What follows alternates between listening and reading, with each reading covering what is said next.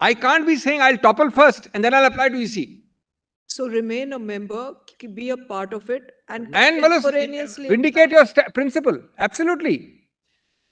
But I just see the reverse of it. But just consider how it will apply. You first topple the government, then you go to the EC. And why did you write the 10th schedule?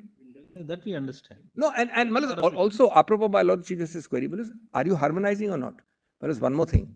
The fact that you don't choose consciously not to exercise an option does not mean you can wish away the option. The option is a constitutional option. It's a constitutional option. It's as equal to split as it was earlier. You don't exercise it, it really amounts to saying this: I want to avoid the 10th schedule. So I will put blinkers and close my eyes to 4 options available. 4 constitutional options. The 5th one is deleted. And I will choose a new option, which is only the 3-step procedure. First, disable the speaker. Second, approach the governor. Third, be sworn in. See, the negative prohibition in the 10th schedule is twofold. 1, voluntarily giving up a membership. And 2, defying a whip, 21A, 21B. The 10th schedule certainly does not have any provision by virtue of which there is a prescription if you do not give voluntarily, if you do not give up the membership of the party, and yet exercise the right of working your remedies within the party. Then you cannot be held to be a defector. Right. And that is the whole purpose. You were elected. That's exactly the case, no? No, but then in that case, why did you enact the 10th schedule? 10th schedule is not saying that Article 19(1)(a), just see 194, very interesting article. It is not saying, let me put this harmonization, which is a very important principle, in another way. What is the scheme of this entire system? Well, if your lordship were to make a standard as broad as if you have a dissent, you can violate the 10th schedule, then your lordship is unmanageable. But your argument, Dr. Singhvi, would be, yes, the extreme argument on this side, which possibly you can adopt also, is that any dissension amounts to the voluntary giving up of the membership of a party. No, I'm going to give more. I'm not extreme. The other argument is extreme. I'm going to give a harmonized answer. Immediately to that, the principle can never be dissent. I'm not happy, therefore I can go. 3 answers. 1, everybody has dissent. Which political party? There are enough inbuilt outlets within the party to express dissent. 1. That is what your lordship will always say. 2, the dissent within the party at the appropriate fora can be followed by any of these 4. 3, you, if you are having dissensions and you are not satisfied with the party system, then you will simply express it that I am resigning or doing going away with 9/10 of the people. But how will you say that mere disagreement entitles me to topple? Here they have not expressed dissent. This is not a case of dissent. I have not gone out and spoken against the party. Dissent plus, this is dissent plus. Dissent plus toppling. Your lordship remembers I started, I think there was a Navam Revia hearing. Your lordship notices 191(2) and 194. Your lordship may not remember that, but just kindly turn to that for a minute. 191(2) is a clear statutory, constitutional prohibition in the 10th schedule saying you shall be disqualified. That's the 10th schedule comes from 191(2). Now, 194, which follows 2 clauses later, says, subject to the provisions of this constitution, there shall be freedom of speech in the legislature.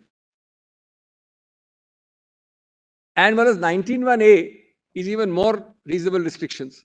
Now, it can't be that mere saying free speech, I can violate, I'll violate, you can act within the party constitution. Whatever the party constitution allows, some party constitutions have even appellate bodies, some have 2-level things. You can actually do all of it. Before you go by these 4 escape routes of merger, resignation, you can do all of it. But ultimately, if it doesn't work, you have to take these 4 routes. And 194(1) makes it clear, subject to the provision of this constitution and to the rules and standing orders regulating the procedure, there shall be freedom of speech in the legislature of every state. This is not an open-ended charter. And plus, kindly see the consequence. Dr. Singhvi, according to you, when does the governor then order a trust vote? No, the governor has no role at all. In such a situation, governor, first answer to your lordship is when the government is formed. Or when the government is about to be formed. That's the inception argument. The governor will never come into a 10th schedule situation. It's what is your lordship considering? An intra-party dispute. At the end of the day, what is this dissension? I don't like you. I don't like you. Intra-party. How does it come to intra-party dispute? How does it even recognize it? There are all kinds of feuds going inside parties.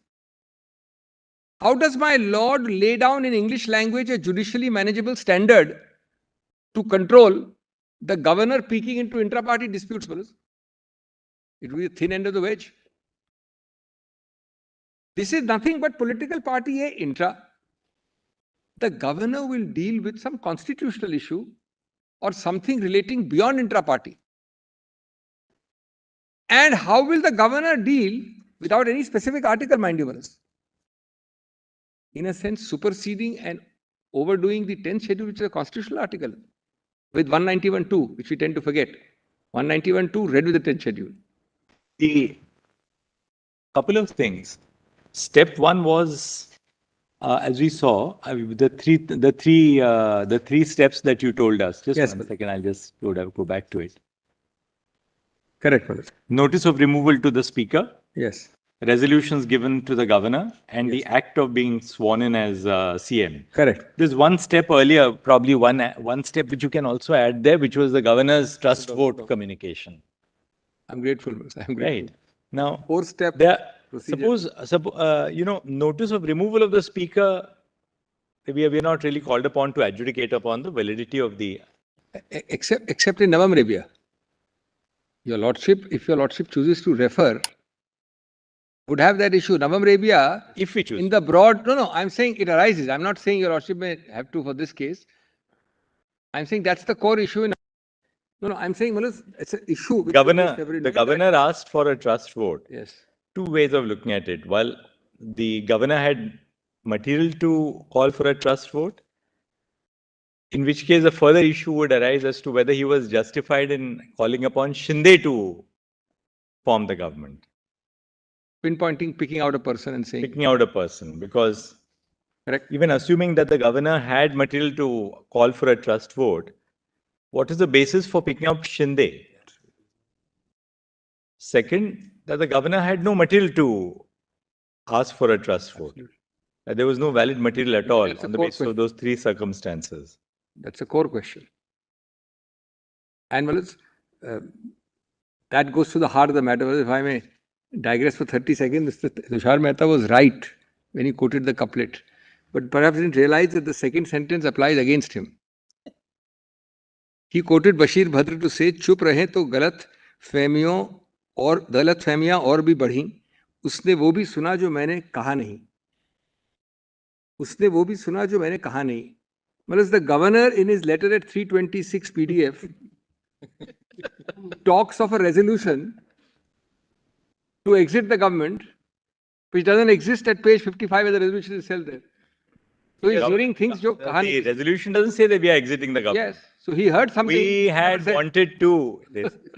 Well, I found a more appropriate one for Mr. Mehta. I found a more appropriate phrase for Mr. Mehta, not Bashir Bhadra. So really, question was whether there was a valid exercise of power by the governor to call for a trust vote. And but what happens if we come to the conclusion that there was no valid exercise of power by the governor to call a trust? Everything false. Everything false is very... No. I'll be dealing with Bomai. That's the core question. Your lordships is saved a lot of unnecessary exercise if your lordship comes to that conclusion plus follows Bomai, which in any case is... So then you, according to you, what? We reinstate the Uddhav Thackeray government? Straight away, let me change my tack and go to Bomai. But you resign, no? No. I covered in my note directly. 5 reasons. Justice Shah asked me that one in the beginning. Your lordship asked me that. I'll straight away answer. That is actually red herring.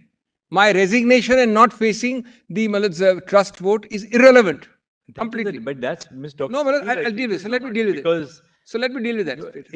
It's like the court being told that you reinstate a government which has No, no, Malas, it's Yeah, acknowledgement by you. I hear your lordship loud And you and clear. resign. It's a question asked earlier, and it is actually a plausible looking thing, but it's actually irrelevant. I'll show that in a minute. No, Mr. Counsel, how can, just hypothetically, Yes, yes. how can the court reinstate a chief minister, correct, who did not even face the floor of test? Your lordship is not reinstating anybody. Your Then what lordship will is be the restoring- consequences? Your lordship is and should and does, and Bommai says it more graphically, restore status quo ante. We That's would. the meaning of a. But Ms. Dr. Singhvi, it would have been a logical thing to do. That's where we are, it would be a logical thing to do, provided you had lost the trust vote on the floor of the assembly. Lordship may just flag that. I mean, Right? I was Because then clearly you have been ousted from power because of a trust vote which is set aside. correct. Duty bound to satisfy lordship, and I believe that. Right. Now our problem is look at the intellectual conundrum. Yes, yes. That it's not that you have been ousted from power as a result of a trust vote which was wrongly summoned by the governor. You chose not to, for whatever reason, you didn't want to face the trust vote. I and face that's that what is squarely. specific. Allow me, Malus, I'll change my sequence and come to this first right now. May I, Malus? Because straight away your lordship's conscience should be satisfied. This is a red herring. It should not deter, will not deter in law your lordships. If your lordships comes to the conclusion of the other one. Give me just 5 minutes on this. May I end the first part, Malus? That is, Malus, this affirmative and negative code. Yes, that you made With only one, with only. Now, Dr. Singhvi, we are 17 minutes past or 18 minutes, closing on 18 minutes past 3 p.m. Tuesday, Malus. I think 3:30 we'll close now. I think we have seen everything now. No, Malus, your lordship, I'm asking, 3:30, it's now, Malus, 3:20. I've done 1 out of my 7 points. Malus, this is a matter of some moment. But Dr. I'm not now going you have to conclude. I mean, Malus, you I'm can't very just go keen to endless. conclude, Malus, but it is a very useful, when your lordship asks questions, interacts, it's Now very your useful. points are really alaps of your. No, Malus, with respect. the You are basic rejoinder counsel. Malus, I have argued 1 out of 8 points. I would not All right. otherwise take time. And Malus, your lordships, it is not intended Dr. Singhvi, to stop your lordships, Malus, querying, because your queries are actually make us think. All right, Dr. Singhvi, you are always very precise. You are always very precise. Now go into the next point. Your lordship's compliment is intended to render me speechless. Malus, I'm not going to be No, speechless. no.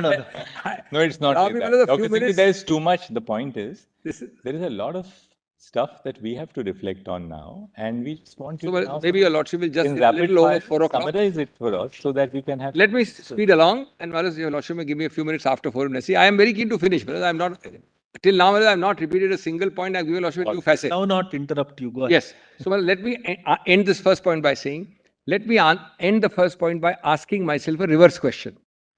What happens in my first point of affirmative and negative if your lordships were to accept their interpretation?